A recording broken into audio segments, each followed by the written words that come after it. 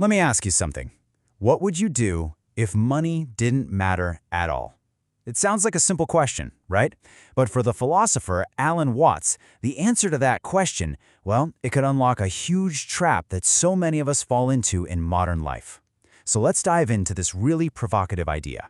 So yeah, I'm asking you directly, what would you really do with your life if money was just completely off the table? You know, what truly makes you itch, as he would say? This is the exact question Alan Watts would pose to his students time and time again. And look, he wasn't just making small talk here. For Watts, this question was like a key, one that could unlock a hidden trap. A trap that, honestly, most of us fall into without even knowing it's there. Okay, so first up, let's really look at what Watts called the trap of sensible work. It's all about his theory on why so many of us, well, why we seem to choose lives we don't actually enjoy. You know, when Watts would ask his students this question, the answers he got back were almost always the same. People would confess these amazing passions, I'd love to be a painter, or I want to be a poet, or I wish I could be a writer. But every single time, it ended with the same roadblock. But you just can't earn any money that way. And this way of thinking, it leads to what Watts saw as this just completely absurd cycle. Think about it. You do work you dislike to earn money, to live, so that you can go on doing the work you dislike. It's a loop. And Watts, well, he didn't pull any punches. He called this cycle what it is, stupid. He saw it as just completely illogical. We're trapping ourselves in a loop that, when you really stop and look at it like this, makes absolutely no sense. He even had this really graphic metaphor for how we pass this problem down through generations. He said, it's all retching and no vomit. What he meant was, we teach our own kids to follow this same unfulfilling path. We justify our own miserable choices by getting them to repeat our mistakes. It's a cycle of dissatisfaction that never actually resolves into anything meaningful. But okay, Watts wasn't just about pointing out the problem. He wasn't just identifying the trap. He also offered an alternative path, which he called the power of mastery. And really, he put a pretty stark choice on the table. He said it's better to have a short life that is full of what you like doing than a long life spent in a miserable way. I mean, think about that. For him, the quality of your time, what you fill it with, was way, way more important than just the sheer quantity of years you live. And his logic was actually pretty simple. If you genuinely love what you're doing, if you're truly passionate about it, you're just naturally going to stick with it, right? You'll pour in the time and the energy, and eventually you'll get really, really good at it.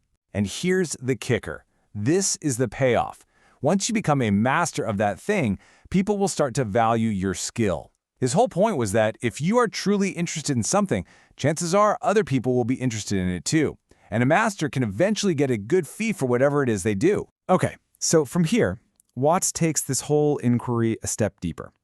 He starts to ask, okay, beyond just money, when we think about what we want out of life, what are we actually chasing?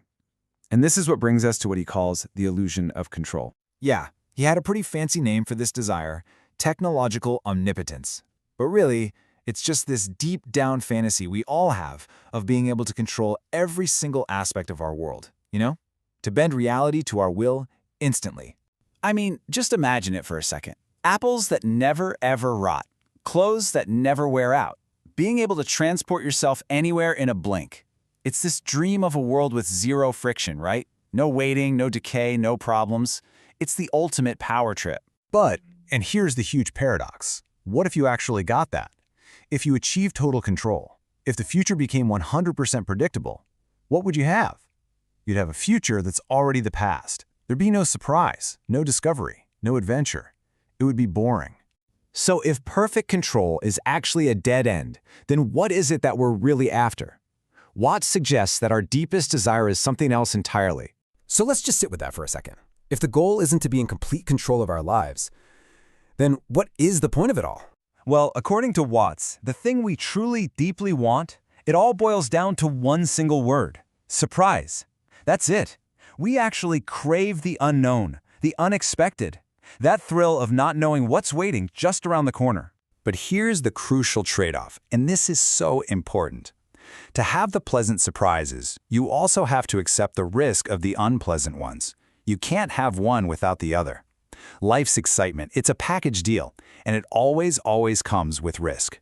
And this brings us to the final piece of the puzzle, and maybe the most important one. If the whole game of life isn't about gaining power or control, then what in the world should we be aiming for instead? What's the point? Watts's idea here is pretty radical. He argued that our thirst for power isn't actually our main drive. It's a substitute. It's the thing we chase when we're frustrated in love, when we can't truly connect with the world and other people. It's just a reaction to an empty space inside us. It's not the real goal. I mean, when you really think about it, he says, nobody wants to be God. Nobody in their right mind would actually want that burden, to have total power, total responsibility, and absolutely zero surprise. It sounds more like a prison than a paradise. And so, this whole thing kind of brings us back to where we started, but with a new perspective. If chasing money is a trap, and chasing power is just an illusion, Watts leaves us with one final, powerful question. The real question isn't, what would you do if money were no object? It's what is truly worth loving.